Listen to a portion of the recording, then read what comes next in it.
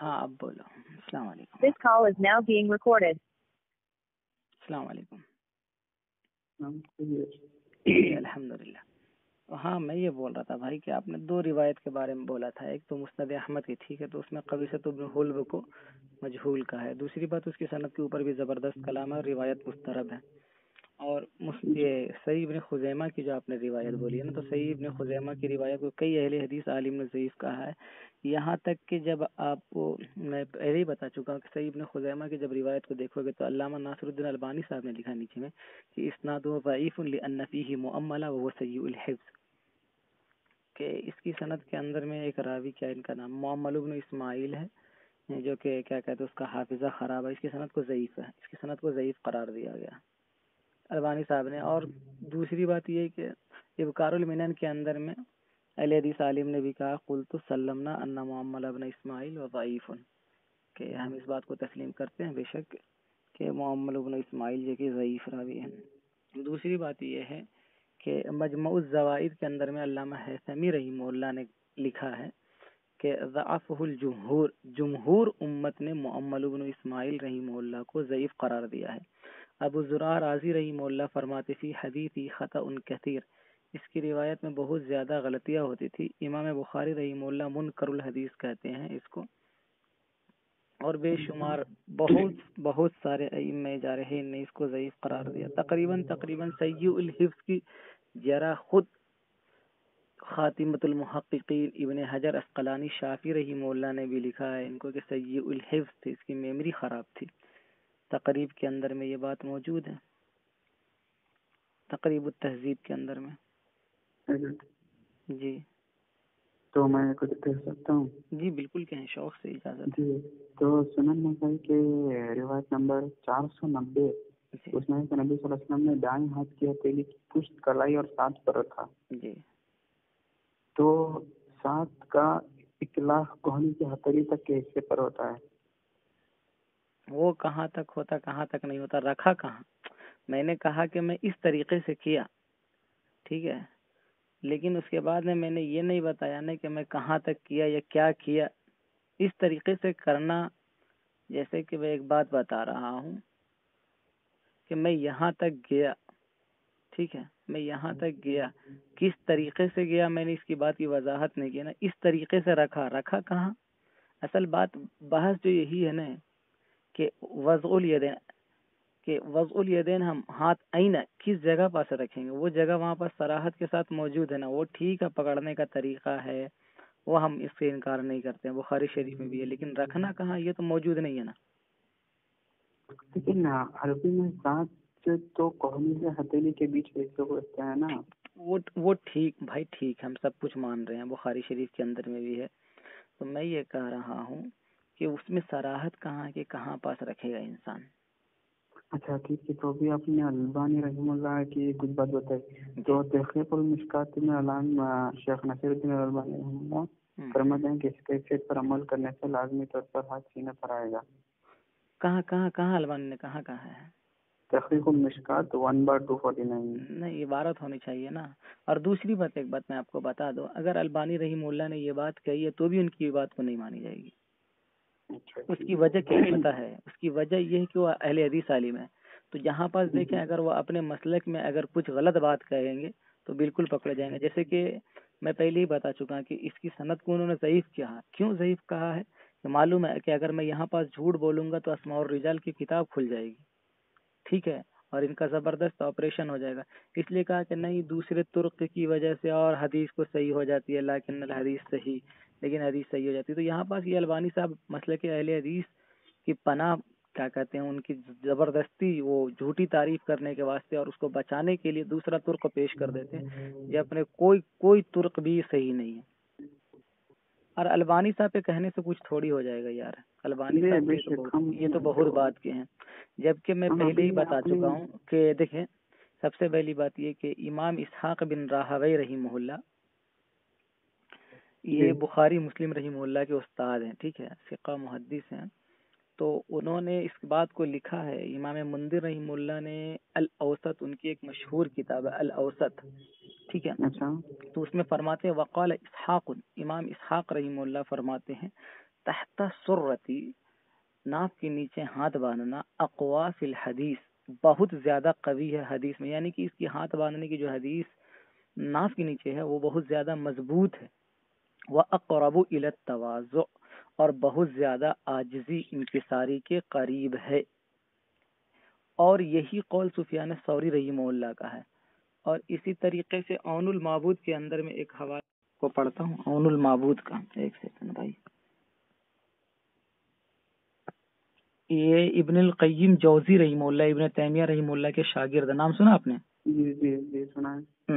تو وہ کہتے ہیں، دیکھیں، قال ان الوضع يكون تحت السرة وهو ابو حنیفة سفیان الثوری و اسحاق بن راہوی و ابو اسحاق المروزی من اصحاب الشافعی، کہ یہ جو حضرات کہتے ہیں والحدیث استدل به من قال، اور یہ حدیث سے استدلال پکڑتے اور یہ کہتے ہیں کہ نماز میں ناف کے نیچے ہاتھ باندھا جائے گا، وہ حضرات کون ہے؟ وہ ابو حنیفہ، اور وہ امام ابو حنیفہ رحمہ اللہ، اور سفیان ثوری رحمہ اللہ، اسحاق بن راہوی رحمہ اللہ، اور ابو اسحاق المروزی رحمہ اللہ، جو کہ من اصحاب شافعی میں سے ہیں۔ تو یہ عون المعبود کا صفحہ نمبر 456 ہے۔ ہاں، تو تحت سرہ کے ان کو تو اقوا بتایا بھائی، اور مصنف ابن ابی شیبہ کے اندر میں سند صحیح کے ساتھ موجود ہے روایت بھائی۔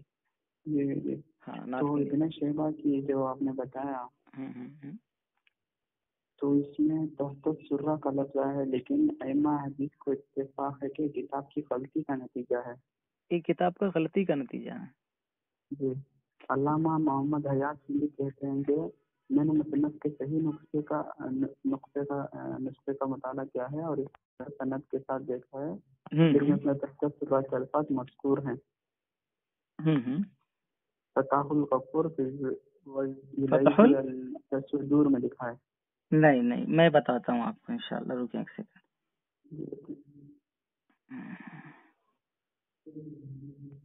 میں نے اس کے اوپر مکمل تحقیق کی، میں اپنے استاد کے ساتھ بیٹھا ہوا تو مکتبۃ الشاملہ بھی کھولا تھا، میں نے سامنے رکھا تھا، تو شیخ العوامہ رحمہ اللہ جو سعودی عرب وغیرہ کے ہیں، میں آپ کو بتاتا ہوں کس کے میں یہ روایت موجود ہے۔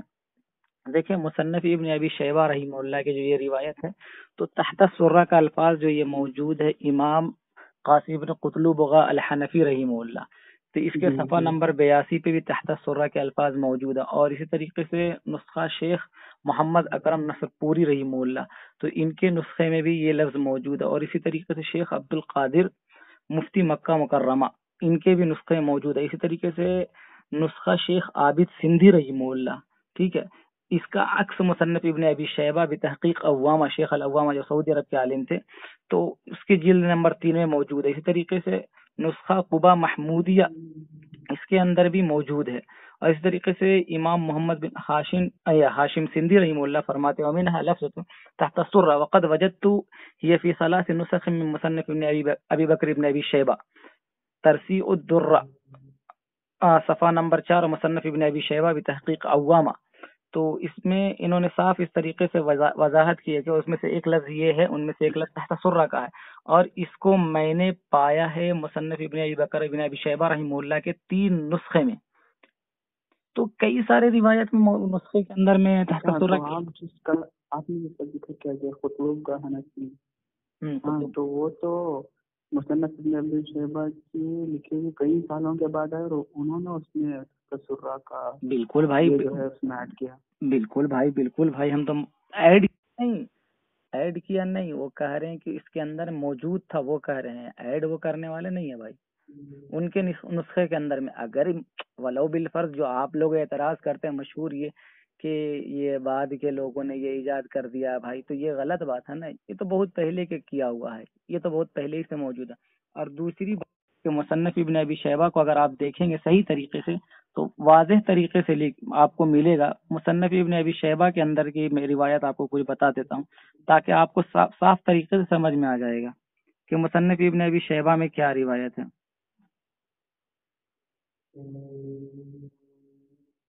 ابھی آپ کہاں ہیں مفتی صاحب؟ میں تو ابھی چنگیری میں آیا ہوں۔ اچھا، بہار میں؟ نہیں، کرناٹک میں ہی ہے۔ کنگیری نہیں، چنگیری۔ چنگیری، اچھا۔ हाँ تو हाँ بنگلور کب لوٹیں گے واپس؟ بنگلور لوٹیں گے ابھی تو کچھ پتا نہیں ہے بھائی، دعا کرو. اچھا تو رمضان کے بعد آئیں گے؟ ہاں رمضان کے بعد لوٹیں گے انشاءاللہ. دیکھیں یہ دیکھیں مصنف ابن ابی شیبہ کے اندر میں جلیل القدر تابعی ابراہیم نخعی رحمہ اللہ جو کہ امام ابو حنیفہ رحمہ اللہ کے استاد ہیں، اس میں کیا کہتے ہیں کتاب الآثار جو امام محمد رحمہ اللہ سے روایت ہے، اور اسی طریقے سے مصنف ابن ابی شیبہ کے رقم الحدیث جو ہے 3960 اور صفحہ نمبر 322 جلد نمبر 3 ہے، اس میں لکھتے ہیں کہ انہ کان یضع یدہ الیمنی علی یدہ الیسری تحت السرہ. تو مصنف ابن ابی شیبہ میں تابی کا عمل آ رہا ہے کہ وہ تحت السرہ ناف کے نیچے ہاتھ باندھنے. اسی طریقے سے یہاں کیا کہتے ہیں مصنف ابن ابی شیبہ میں 3963 روایت ہے، اس کے سند کے یہ ہے کہ حدثنا یزید بن ہارون قال اخبرنا الحجاج بن حسان قال سمعت ابا مجلس او سألته قال قلت كيف اصنع قال يضع باطن كف يمينه على ظاهر كف شمالي ويجعلها اسفل من تحت من السرة. تو اس میں بھی ابو مجلس جو ہے یہ تابعی ہے، یہ بھی فرماتے ہیں کہ مطلب کیا کہتے ہیں ناف کے نیچے ہاتھ باندھنا ہے. ٹھیک ہے. تو سفیان ثوری رحمہ اللہ اور امام ابو حنیفہ رحمہ اللہ، قاضی ابو یوسف، امام محمد بن حسن الشیبانی، امام اسحاق بن راہوی، امام احمد بن حنبل رحمہ اللہ، یہ بہت سارے حضرات یہ ناف کے نیچے ہاتھ باندھنے قائل. اور مصنف کے اندر میں یہی کیا کہتے ہیں جو روایت مقطوع بولتے ہیں، جس کو روایت مقطوع کے اندر میں تو خود موجود ہے. اب روایت مقطوع تابعی کو کوئی بول دے کہ وہ حنفی تھے تو عجیب سی بات ہے، کیونکہ وہ تو امام صاحب رحمہ اللہ کے استاد تھے. تو بات دراصل مصنف ابن ابی شیبہ کی روایت میں بتائی تو امام محمد بن حنبل رحمۃ اللہ نے مسند میں 4.316 میں اور امام بیہقی اور دارقطنی نے اسی سند سے اس روایت کو نقل کیا ہے، لیکن ان میں کسی کے یہاں یہ اضافہ نہیں ہے تحت السرہ کا. وہ ٹھیک ہے، جس میں ہے اس میں تو مانیں گے نا بھائی تحت السرہ کے الفاظ. مسند احمد میں نہیں ہے تو ہم کہاں کہہ رہے ہیں کہ مان لو اس کو.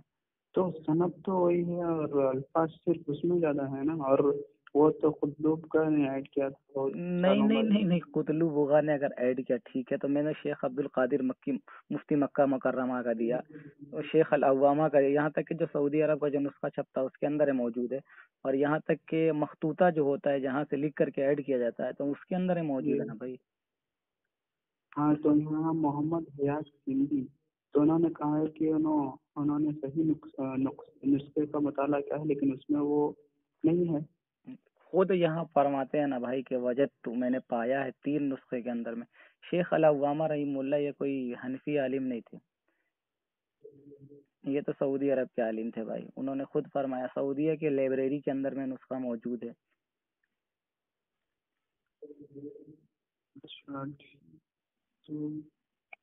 مصنف ابن ابی شیبہ کے اندر میں جب مقطوع موجود ہے بھائی تحت السرہ کے الفاظ کے ساتھ موجود ہے تو مرفوع ہونے میں زیادہ تردد تو نہیں ہونا چاہیے تھا. بس ایک اعتراض ہی ایک سکھا دیا گیا کہ نہیں ہے. سمجھ رہے بات کو. باقی جو روایتیں آپ نے پیش کی وہ ساری کی ساری ضعیف ہیں. اگر کہیں تو میں مسند احمد کی روایت کے اوپر بھی تھوڑی سی تحقیق آپ کو دے دیتا تھا. اچھا تو ابو داؤد میں ناف پر ہاتھ باندھنے کی والی جگہ سے عبد الرحمن بن اسحاق کوفی کی وجہ سے ضعیف روایت ہے وہ بھی. ہاں اور ابو داؤد میں ذرا موجود ہے. مزید ایک روایت زیاد بن زید مجہول ہیں. نہیں مجہول، اصل میں جو وہ روایت ہے نا اس کو بہت سارے لوگوں نے نقل کیا بھائی.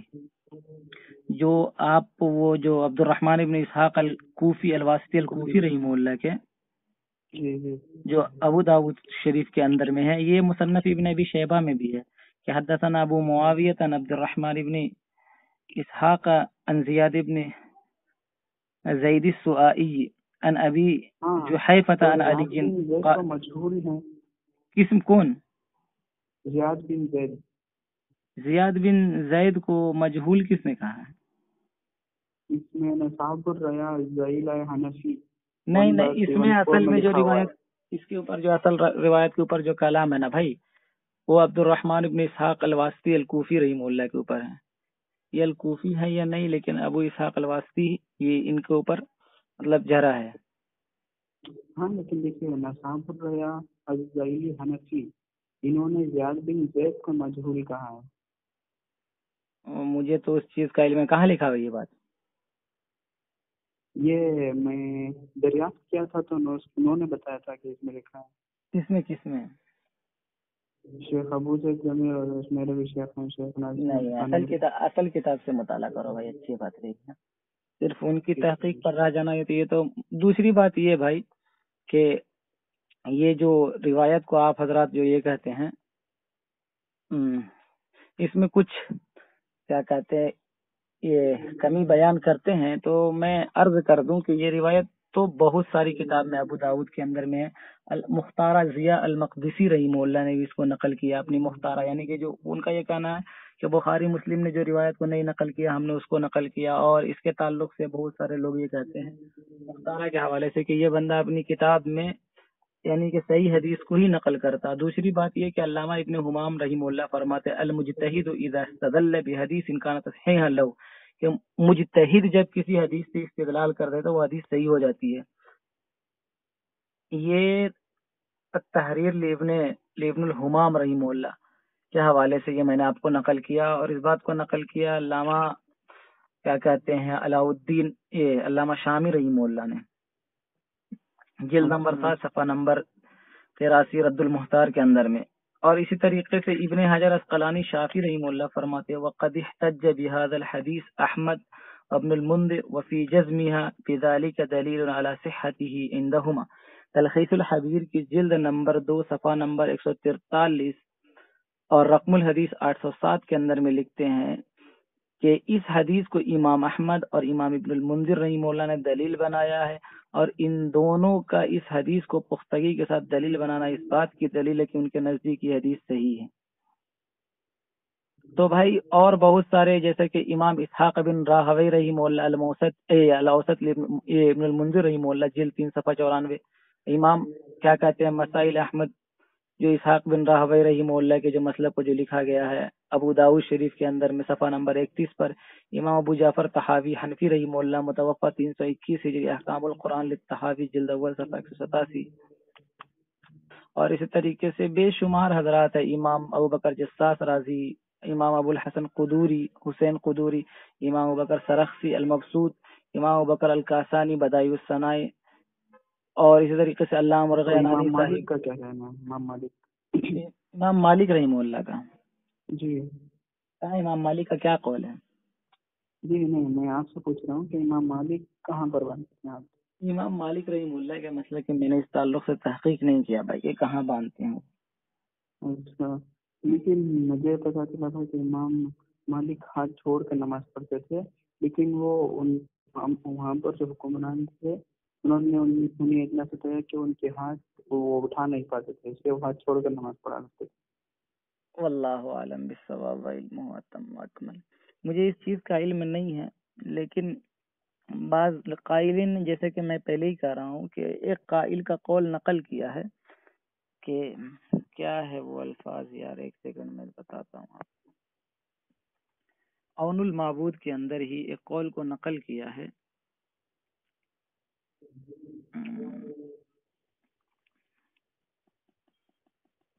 ایک سیکنڈ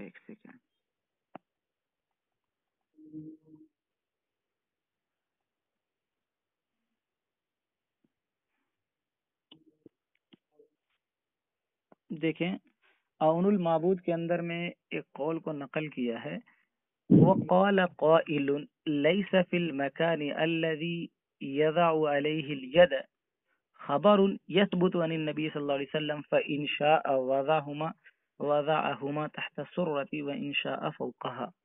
ایک قائل نے یہ کہا، اب کون قائل ہے وہ تو معلوم نہیں ہے، کہتے ہیں کہ ایسی کوئی جگہ نہیں ہے جہاں ہاتھ رکھا جائے، خبر اس تعلق سے کوئی خبر یثبت عن النبی صلی اللہ علیہ وسلم وہ نبی صلی اللہ علیہ وسلم سے ثابت نہیں ہے اس تعلق سے. مطلب ان کا یہ کہنے کا ہے کہ صحیح حدیث جو ان کی تحقیق کے مطابق گزری ہے وہ ایسی کوئی خبر نہیں ہے. فإن شاء اگر چاہے تو وہ رکھے وضعہما اپنے دونوں ہاتھ کو ناف کے نیچے، اور یہ چاہے اگر وہ چاہے تو ناف کے اوپر رکھے، سینے پر باندھنے کہیں پر بھی ذکر نہیں. تو کچھ لوگوں نے ایسا کہا. باقی یہ بات ہے کہ تحقیقات سے بات سامنے نظر آئی ہے, صاف واضح ہے کہ ناف کے نیچے جیسے کہ اقرب الی التواضع اور اقوی فی الحدیث ہے. باقی سینے پر ہاتھ باندھنے کی جو روایت ہے ساری کی ساری ضعیف ہیں. اچھا تو امام شافعی سینے پر باندھتے تھے؟ نہیں, امام شافعی رحمہ اللہ سینے پر ہاتھ باندھنے کے قائل نہیں ہیں. کتاب المجموع شرح المہذب علامہ نووی شافعی رحمہ اللہ کی کتاب اٹھا کر کے دیکھ لیں آپ, وہ فوق السرہ کے قائل ہیں. اچھا تو پھر اب تو سارے شافعی سینے پر ہی باندھتے ہیں. غلط بات ہے. سینے پر ہاتھ نہیں باندھتے ہیں. ان کے جو اس کی کتاب ہے, مسلک کی کتاب ہے, وہ یہ فوق السرہ کے قائل ہے. سینے پر ہاتھ کوئی نہیں باندھتے. غلط بات ہے یہ. ہمیں خوب. اچھا. اور ہمارے خود ایک دوست تھے, کیا کرناٹک کا آخری علاقہ ہے بھٹکل, نام سنا آپ نے؟ اچھا جی سنا. محمد سلمان بھائی شافی, وہ تو ہمارے ساتھ اس پر بہت کام کیا کرتے تھے, ہمیں خوب اچھے طریقے سے معلوم ہے. تو رد غیر مقلدیت پہ وہ بھی کام کرتے تھے, اور یہ کہتے بتاتے تھے ہمیں کہ عبداللہ بھائی اس میں شوافی حضرات کا ہم لوگ کا سپورٹ لے کر کے بہت پشت پناہی ہماری بہت حاصل کرتے ہیں غیر مقلدین, تو لہٰذا ہم بھی ان کا کچھ آپریشن کریں گے. ٹھیک ہے, اگر کوئی اور تحقیق ملی ہے تو آپ بتائیں. جی رفع الیدین کے بارے میں بات کریں. ہاں بات کریں گے, رفع الیدین پہ بھی بات کریں گے. بولیے کیا بول رہا ہیں. جی ٹھیک ہے. تو میں نے امام بخاری کی جز رفع الیدین کتاب جو ہے, جز رفع الیدین امام بخاری رحمہ اللہ کی کتاب جو ہے نا, اس میں ایک راوی ہے جو بنیادی راوی, مرکزی راوی ہے, محمود بن اسحاق الخزائی. اس کی مجھے تعدیل مطلوب ہے. وہ جو ایک ایسا معتدل محدث ہو جس نے اس کو ثقہ وغیرہ بھی قرار دیا ہے, کیونکہ مرکزی بنیادی راوی ہے محمود بن اسحاق الخزائی رحمہ اللہ. ہے کہ آپ کے پاس کسی تحقیق ہے آپ کے پاس؟ جز رفع الیدین میرے پاس کتاب ہے. وہ ٹھیک ہے, میں کہہ رہا ہوں جز رفع الیدین کو امام بخاری رحمہ اللہ سے نقل کرنے والے محمود بن اسحاق الخزائی رحمہ اللہ ہیں, ہے نا, سمجھے آپ؟ جی. تو ان کو اسلام کی 4 صدی کے اندر میں ابتدا نے کسی معتدل محدث نے ثقہ نہیں قرار دیا ہے. تو جب خود اس اصول کے مطابق جب کتاب ہی مشکوک رہ جاتی ہے جز رفع الیدین, تو آپ اس کی روایت کیوں کر پیش کریں گے؟ لیکن وہ تو صحیح حدیث سے ہی پیش کر رہے ہیں. صحیح حدیث نہیں, اصل میں وہ کتاب امام بخاری رحمہ اللہ کی طرف جو منسوب ہے, تو اس کو میں کہہ رہا ہوں کہ ایک کتاب کو میں نے آپ سے روایت کیا, لیکن میں جو مین بنیادی جو امام بخاری سے جو میں نقل کر رہا ہوں, جیسے کہ محمود بن اسحاق الخزائی, تو ان کا تو کوئی عطا پتہ ہی نہیں ہے کون ہے کیا نہیں ہے, تو کیسے وہ کتاب کا اوپر ہم بھروسہ کریں گے. دوسری بات یہ کہ کیا جز رفع الیدین کے اندر ساری روایتیں صحیح ہیں؟ ہاں تو انہوں نہیں, بالکل کہا ہے کہ ضعیف ہیں. کیا؟ ہاں بالکل, میں بتا رہا ہوں, میں اس کے اوپر مولانا زاہد سلفی صاحب اہل حدیث عالم ہیں, جی میری یوٹیوب پر آڈیو پہنچی ہوگی جز رفع الیدین کی حقیقت, اس میں نے کم سے کم ان کو 24 روایت تو نمبر کے ساتھ بتایا تھا کہ یہ روایت ضعیف ہے. ہاں, اور اس کے بعد میں پھر 3-4 روایت کے اوپر ہم نے بات کیا تھا کہ جیسے امام بخاری فرماتے ہیں قال وکیع, ٹھیک ہے, روایت نقل کرتے, جبکہ امام بخاری رحمہ اللہ جو پیدا ہوئے ہیں پیدائش ان کی 194 ہجری میں, اور وکیع بن الجراح الحنفی رحمہ اللہ کی جو وفات ہے متوفہ ہیں وہ 196 ہجری ہیں, تو 2 سال کے اندر میں کیسا سیما ثابت ہو گیا. تو ایسی بہت ساری باتیں ہیں جو وہاں پر اس کے اندر میں. اور بھی دوسری بات یہ کہ امام بخاری رحمہ اللہ لیث بن سعد کے حوالے سے نقل کرتے ہیں, جبکہ امام بخاری رحمہ اللہ کے پیدا ہونے سے تقریباً 40 سال پہلے ہی وہ دنیا سے چلے گئے, ان سے روایت نقل کر دی امام بخاری نے. تو جز رفع الیدین تو ایک مجموعہ جو ہے کہ ضعیف روایتوں کا بھائی. میرے پاس تو 2 جلدوں میں موجود ہے جز رفع الیدین. علامہ انور شاہ کشمیری نے العرف الشذا شرح ترمذی میں العرف الشذی, جی العرف الشذی, جی تو اس سے متواتر تسلیم کیا رفع الیدین کے منسوخ ہونے کا دعویٰ متعدد اعتبار سے بے بنیاد ہے. نہیں, پوری بات تو پڑھے. آپ صلی اللہ علیہ وسلم کی زندگی کے آخر حصے 9 اور 10 ہجری میں آپ صلی اللہ علیہ وسلم سے رفع الیدین کرنا روایت کیا ہے. جو آپ میں کہہ رہا ہوں سنیں نا میں کیا کہہ رہا ہوں کہ جی العرف الشذی جو آپ کہہ رہے ہیں نا یہ کتاب عربی میں نے پڑھا جو میں ترمذی لے کر کے آپ کے سامنے آیا تھا فیس ٹو فیس. جی جی جی ہاں تو اس کے اندر میں وہ کتاب عربی میں آپ کو اردو کہاں سے مل گئی؟ یہ کسی نے اسکین بنا علامہ انور شاہ کشمیری رحمہ اللہ کے ترک کوئی معنی ہے متواتر معنی ہے ترک کوئی متواتر معنی ہے آپ ترک کو جی ہاں بالکل نہیں بخاری کی اور مسلم کی حدیث کو انہوں نے متواتر کہا ہے. نہیں بخاری مسلم میں جو روایت ہو ساری کی ساری متواتر تھوڑی ہو جاتی ہیں. اچھا ٹھیک ہے تو صحیح مسلم کی حدیث ہے 401 جس کے راوی وائل بن حجر ہیں اور انہوں نے 9 اور 10 ہجری میں 1-2 مرتبہ آپ صلی اللہ علیہ وسلم کی خدمت میں آئے تھے. سجدے کا بھی ذکر کیا ہے نا اس کو بھی مانو. سجدے ہاں سجدے کا رفع الیدین سجدے کا رفع الیدین ہاں لیکن وہ تو صحیح روایت ہے. کون کس نے کہا کہ صحیح روایت ہے؟ وہ تو اس میں آتی ہے نا کس میں؟ سنن ابن ماجہ میں. سنن ابی داؤد کے اندر میں روایت ہے جہاں پاس وہ روایت ہے وہیں پاس وہ روایت موجود ہے. فوراً ضعیف نہ کہا کیا کرو بھائی. ٹھیک ہے تو مسلم کی حدیث میں ہے نا مسلم میں کہاں ہے وہ؟ ٹھیک ہے مسلم میں نہیں ہے تو دوسری کتاب حدیث دوسری کتاب نہیں ہے. اچھا تو مالک بن حویرث رضی اللہ تعالیٰ عنہ سے بھی ہے 9 ہجری میں. ہاں تو ان سے اس کے بعد میں وہ ذکر نہیں ہے. دوسری جب علامہ دوسری سندھی حنفی نے نسائی ابن ماجہ کے حاشیے میں کیا ہے علامہ سیوطی علامہ سندھی علامہ سندھی جی نے نسائی ابن ماجہ کے حاشیے میں لکھا ہے کہ یہ اور ان کے ساتھی جب مدینہ پہنچے تو آپ صلی اللہ علیہ وسلم غزوہ تبوک کی تیاری میں مصروف تھے.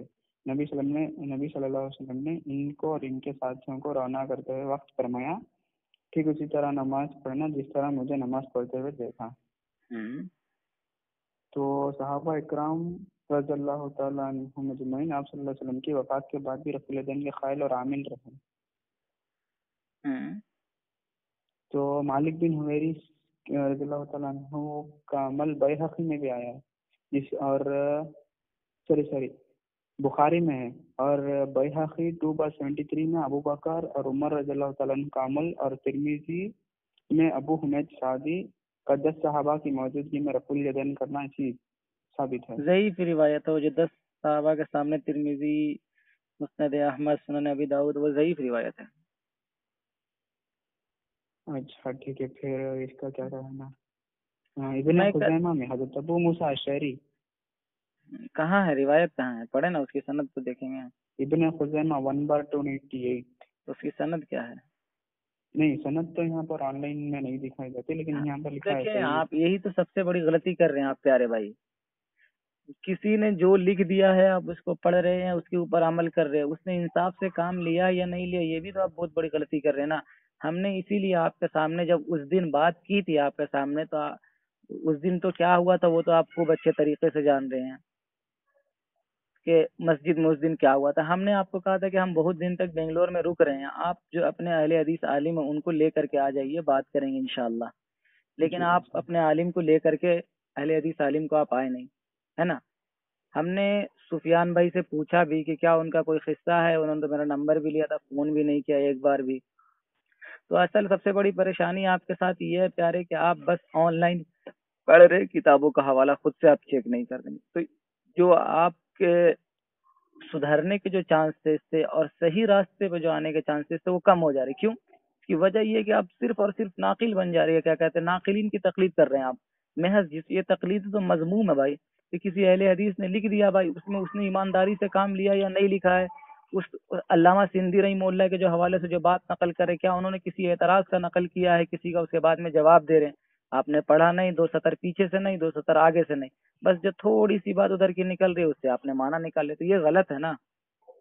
ایسا نہ کرے بلکہ آپ کتاب سے دیکھ کر کے اصل کتاب سے سمجھ میں آئے. اصل میں دیکھیں ایک بار مناظرہ اس بات پہ ہو رہا تھا کہ تراویح 20 رکعت ہے اور کسی غیر مقلد پاکستان کے اندر میں کسی غیر مقلد نے یہ کہہ دیا کہ مولانا رشید احمد گنگوہی رحمہ اللہ یہ کہتے ہیں کہ تراویح سنت مؤکدہ 8 رکعت ہیں. غیر مقلد نے بس اس نے یہ کیا تھا کہ اعتراض معترض کا اعتراض انہوں نے نقل کیا تھا علامہ رشید احمد گنگوہی رحیم اللہ نے، لیکن اہل حدیث و ناظر کو یہ بھی پتہ نہیں تھا کہ وہ معترض کا اعتراض کو نقل کر کے خود اس کے بعد میں اس کا رد کر رہے ہیں۔ اب اس نے تو یقین کے ساتھ بیان کر دیا، جزم کے ساتھ، کہ ایسا انہوں نے کھڑے ہو کر کے دیوبندیوں نے اعلان کر دیا کہ اگر یہ مولانا رشید احمد گنگوہی رحیم اللہ کے عبارت ہوگی ہم شکست لکھ دیں گے، تو دوسرے کی بات اس کے بعد میں انہوں نے جواب دے رہے تو وہاں شکست کھا گیا اہل حدیث۔ تو اسی لیے میں آپ سے مثال سے سمجھانا یہ چاہ رہا ہوں کہ اصل کتابوں کا آپ مطالعہ کریں۔ ہم آپ کے سامنے اسی لیے اصل کتاب لے کر کے آئے تھے بھائی، ویسے زبان سے مجھے بھی بے شمار حدیثیں یاد تھی اور کچھ میرے فون میں بہت ساری چیزیں جو ہم آپ کو دکھائے تھے، پھر بھی ہم اصل کتاب بخاری لے کر کے آئے تھے آپ کے سامنے، ترمذی لے کر کے آئے تھے، ابو داؤد لے کر کے آئے تھے، عمدۃ القاری بخاری کی شرح لے کر کے آئے تھے۔ اس کی وجہ کیا تھی پتہ ہے؟ کہ آپ کو اصل کتابوں سے کچھ واسطہ ہو، آپ اصل کتاب پڑھیں بھائی، سمجھ رہے ہیں نظر بھائی؟ ٹھیک ہے تو آپ جی جی ہمیں آپ سے کوئی دشمنی نہیں ہے بھائی، اور نہ کوئی ذاتی جی کوئی جی جھگڑا بھائی۔ آپ میرے جی پیارے بھائی، آپ کو میں آپ کی پیشانی چومنے واسطے تیار ہوں۔ جی مجھے آپ سے کوئی جھگڑا نہیں ہے، کچھ بھی نہیں ہے۔ اگر کوئی بات آپ کہتے ہیں اگر وہ تحقیق کی دنیا میں صحیح ہے بھائی تو بالکل مانیں گے، سمجھ رہے ہیں نظر بھائی؟